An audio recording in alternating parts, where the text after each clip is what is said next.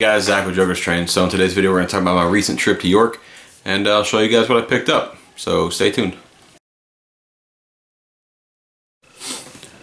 Alright guys, so before I get into this video, let's thank a few of my friends I was finally able to meet in person. And they were all super nice and very inviting and welcoming people. So let's start with Chris from Chris's Trains and Things. I originally told him I wasn't going to make it to his house to run trains Friday after the show, but I ended up buying some engines Friday and I needed a place to test them, and he was still super cool and said, yeah man, absolutely, come on over. So Chris, I appreciate you allowing me to come over to the house, run some trains, or just test my engines. Really, I didn't really run them, but I appreciate that. That was awesome. Met RBP Trains, he was there. JD Stucks from JD's Old Gauge Trains was there. My buddy Sid from Sid's Trains and his dad, super cool people. If you guys need a repair on one of your engines that you don't want to do or don't know how to do, give Sid a call. I mean, he's in college, but I'm sure he has nothing better to do, so by all means give Sid a call and just give him some more stuff to do. I actually dropped off one of my engines because I just don't have the time to do it, so I gave him one of my engines that you guys don't know what it is. That's funny. If you follow my Instagram page, by the way, it's Joker's Trains on Instagram, you can figure out what engine it is. Optimus was there. Johnny's a very, very entertaining dude. It was a pleasure meeting him. Matt from the Matt and Matt O-Scale podcast and West Chicago Model Railroading was there. Awesome people. Conservative Train Guy was there. Trainman Dan was there. Matty C from Matty C's Trains. Otaku Rail Fan. I'm sure I'm forgetting somebody. If I am forgetting somebody. Oh, O-Gauge Greg was there. Fun dude. Very entertaining dude. It was a pleasure. If I forgot it, oh, the Burn Man was there. Burnsy himself was there, so that was great to meet Burnsy. Maybe next year, Burnsy, we can get you to run something besides a Decapod. So we'll work on that. But other than that, if I forgot you guys, I'm sorry. It's not intentional. I'm just doing it off the top of my head. And if I forgot you, I apologize. But it was a pleasure meeting. Oh, Wally and George. Wally and George was there. They had their motorhome. They were doing tailgates, like I said, and we'll get into that in a minute. But that was super fun meeting Wally and George, and really the whole Wally and George family. And there's 2 motorhomes full of people there, and they were all super generous and welcoming, and they fed us. So anytime you're feeding us, you can't go wrong, right? It was awesome. So Wally, I appreciate that, buddy. That was nice. So yeah. It was awesome meeting all those guys, all the other YouTubers. I'm sure you've seen all the other YouTubers' videos that have been posting about York and running trains at Chris's house, running trains at Sid's house, and there's a little group of us that are pretty good friends. So it was very fun, very, very refreshing, I would say. Because otherwise, I was just going to go to York with my dad and buy trains and just be another train show. But this was a little bit different. So okay, now let's get into this train show business, because I was there for 10 minutes, bro. 10 minutes. And they got money out of me. So I thought for sure I was doomed.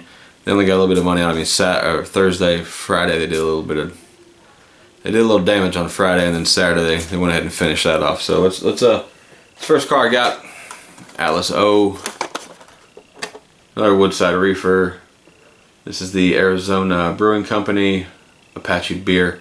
I have no idea what Arizona Brewing Company and Apache beer are. I bought this for the little Indian head. I think it's just cool. I'm a Florida State fan, so it kind of goes with that, I guess. But a funny story about that car. I missed that car 2 weeks ago on eBay for like 150 bucks. Saw it in the Red Hall, 70 bucks, done deal. Give me that. So I got that car. Then we'll do the next freight car, since I only bought 2 freight cars, which is weird, I know. A lot of people bought a lot of freight cars. I didn't buy very many because I bought engines instead. This is the N&W 50-foot Atlas O car. The door slides super easy on this car. I don't know if I like that part, but great car. Got it from Trains with a Z. That's Trains with a Z. And I did not use RBP's discount code. So funny story about that car is I bought an engine from them Friday. Had a little bit of an issue with it, and went and talked to the lady at Trains. Her name's Carly. If you guys need somebody to help you out at Trains, contact her. But she gave me a little bit of a refund for my engine having a problem, and I turned right around, took some of that refund, and bought that N&W boxcar. So did I really get a refund? No, I didn't. I just got a boxcar. It is what it's fine. I like the car. So you'll understand why I bought the car here in a minute. So before I get into the engines, obviously I bought 2 MTH Premier engines and a Lionel. Before I get into that, if you'll notice behind me, there's this shelf right here, up, down, right, whatever. You got the big boys, Challengers, or big boys, one Challenger and EM1. Then if you notice behind my balding head, we have more. And if you get his chair popping, I don't know what to tell you about that. That's unfortunate. But I have this shelf that I picked up while I was at my dad's house, and it's full. Yeah, it is full. We're gonna need another shelf, but I'm moving soon, so we'll figure that out later. But anyways, that's another video. So we'll start off with the Lionel. This is a Lionel Legacy B&O GP30, the ones that just came out this year. Like, they were in Volume 1 Catalog 2021. I picked this up from Nassau Hobby. It was priced just right. Well, to me anyways, it's like $440 they charged me for it. So, and they took the card, which helped out. But yeah, so if you guys are looking for a great diesel, these GP30s are awesome. I do intend to do a video on it because I haven't seen the B&O on the tube of you. So we'll do a video on this later. But for now, that's the Legacy B&O GP30. And that brand new engine, came brand new, has the box, has the shipper. So there's that. Now, shall we get into these steam engines of sorts? 1 second, we'll do that. Alright guys, we're going to try and do this by hand, no tripod, so if it gets a little too shaky, I apologize. So we got this, an N&W tender. Wait. Ow, that did it again. That's not what I bought, guys, I'm sorry. That's the 611. That I didn't buy that, that's old. I bought, oh wait, I bought the Unshrouded J instead. That's what it was. So yeah, I did, guys. I'm just messing. I bought this Unshrouded J from just a dude in the Blue Hole. Yeah, so I bought this Unshrouded J. It's basically like new. It's gorgeous. I wasn't really looking for an Unshrouded J, and then there happened to be one, and I got it for a pretty solid price. I won't put my engine prices on out loud, but if you guys want to know what I paid for it, just message me and I can tell you what I think is a good price for it. And then I went to the Trains booth, that's Trains with a Z, and I bought another N&W engine. This is the PS2 Y3. It's basically never been ran, but naturally it's a 5-volt board in it, and it had some issues. So I did order some parts to fix it, so I will try to fix it after this video so I can actually run it for the first time. But the Unshrouded J, you will see here in a minute. I'll get out and run it. But that's the engines that I picked up. So I think I did pretty good on my engines. Don't ask me why I now have 3 N&W engines. Seems a bit excessive, but it is what it is. And what are you gonna do? What are you gonna do? But alright guys, so just a quick this is my old shelf, right? So you got the UPs at the top, and then onto the Visions, and more Visions, and more Visions, and more Vision, and more Vision. So then this is my new shelf that my grandfather just built for me. I just actually put it on the wall today. So as you can see, we're essentially full. That's not good, boys. It's not a good thing. We're gonna need more shelves, but I am moving, so I'll figure out the shelves eventually, I guess. And I did manage to get the Vision Hudson back out of the box, which is a good thing. So now we have 2 ridiculously hard to find engines on top of each other, the Gray Hudson and the S3. So it's always good to keep them close to each other.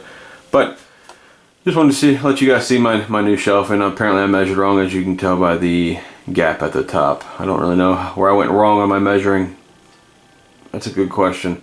And the engine on the top, in case you're wondering, is an old Lionel engine that my grandfather actually made the tender and the boiler out of that, or for that, out of wood. It does still run. I just don't have any other place to put it, so it just kind of hangs out wherever it hangs out. But that's my current shelving situation, and I did get some more smoke at York. I got the Leather Obsession and obviously vanilla, because everybody has vanilla. And so that'll about do it for showing off of the shelves. I do have a shelf under the table, but it's just mainly diesels, and nobody actually cares about seeing the diesels. So let's get this Unshrouded J out, and that'll be that.